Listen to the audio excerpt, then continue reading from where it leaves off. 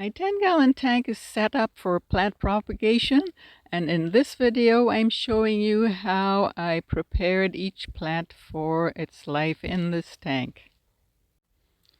First we have stargrass, and then we have L. sessiliflora. And I'm going to take each stem and I'm wrapping them in some polyester fiber fill, and I've made two little kind of strips that I'm going to wrap them in. So I'm going to tie that up with the plant weight. So here I go. Start rolling the plant's stems in the polyester fiber fill. And as I roll, I'm going to add more. Each turn will get a new piece of plant in it. And this one is the Limnophila sessiliflora. So we just finish wrapping that, and then we're going to put on the plant weight. First I put a little hook in it so that it's easier to wrap it around, and then just finish it off. That makes a nice little bundle. I think it's even nice enough to sell just like that if you wanted to sell plants. And here is the Heteranthera zosterifolia, also known as stargrass. So this aquarium is only 12 inches tall, so I'm shortening the pieces so that they will fit in the 12 inches of height, because we don't want them to be flopping over at the top, eh? So there we go, and then we're going to wrap those. Now your stems don't have to be, even with the polyfill. They can be sticking out. In fact, I often, it's sometimes hard to know which is the top and which is the bottom, yeah. Yeah, so sometimes I actually leave the stem, yeah, like that. Pull it out and leave it hanging out the bottom. Sometimes it roots a little bit easier if there's a node sticking out the bottom. And then we're going to put a curl in this one again to make it easier to start the rolling process. And there you go. Another nice little bundle, stargrass this time. And that thing will keep it from floating away. That little contraption at the bottom. So yeah, you can do as many of those as you want to, and maybe you can sell them. So here we have a slightly sturdier stem, Rotala rotundifolia and Ludwigia palustris super red. So they're a little bit heavier in the stem, and they do like to have root tabs. The softer stems can feed off of the water column, but these two and other sturdier kind of stem plants prefer to have root tabs. So that's what we're going to give them. And for that, we need to have them in pots. And here is the little pot that I'm going to put them in. I got these with plants that I bought before. And I lined them actually with some landscape fabric. If you don't have access to landscape fabric, coffee filters work as well. I've used coffee filter before, and it's fine, especially if you're only going to keep them in the water like that for a short while. So the landscape fabric prevents the soil from coming through the holes, and I usually make it in 2 pieces because it fits better that way. So half and half. It's a little bit more than half actually, so that they can cover the whole thing. So here they are being put in. You can see how it's a little bit more than halfway around, and the other part goes in on the other side, so that if your pots are not all the same size, the same pattern will fit. Because I make a pattern before I cut those things. Make a pattern with some paper. I just wrap the paper around and then cut however I want. You see that? And cut at the bottom as well. I make a paper pattern and then I can cut out lots of them from the landscape fabric or a coffee filter, whatever. Okay, so now we're going to fill that with some water lily soil. That's the way it looks dry. It's a little bit gritty in parts, and then it has some lumps of clay as well. But when it's wet, that's how it, so in the green saucer is the way it looks wet.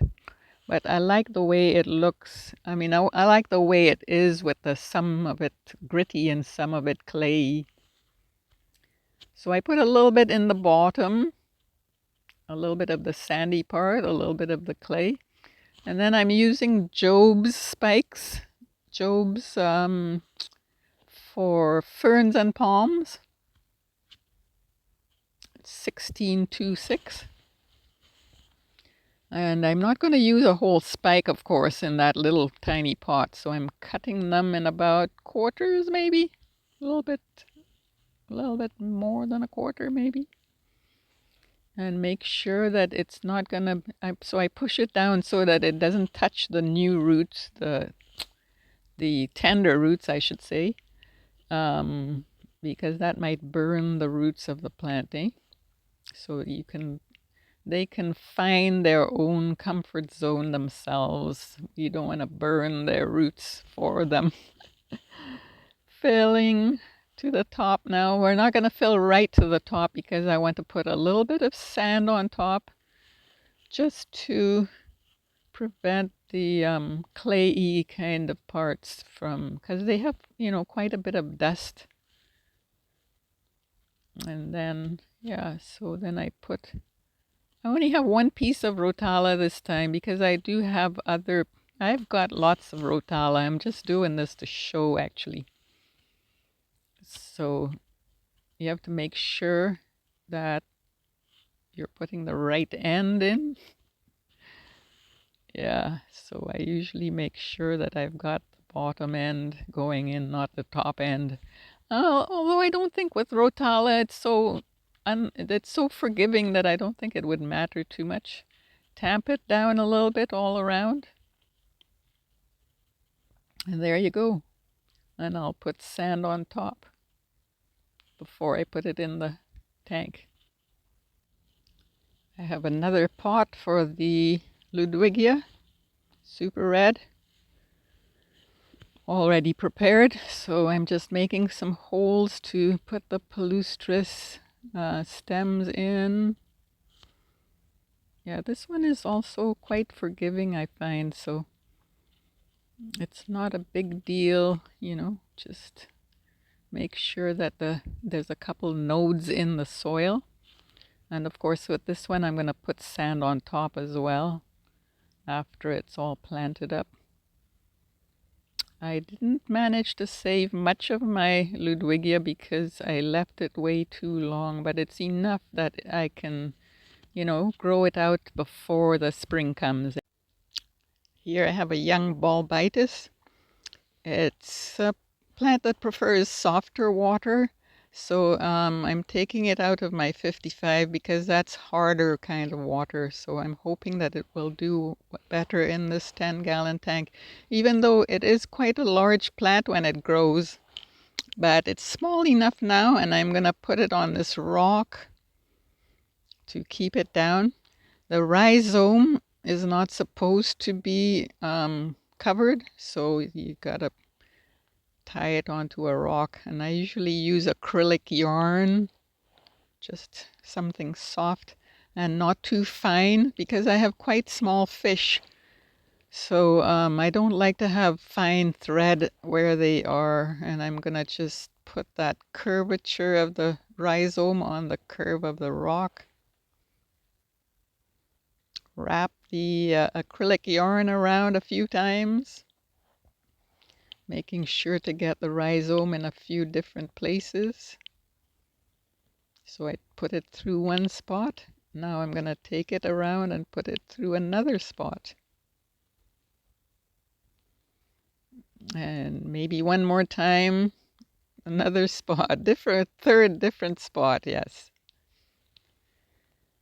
And then, yeah, so I make it fairly snug, but not too tight, eh? And I'm gonna just tie it like a shoelace. Once like that, and then a bow.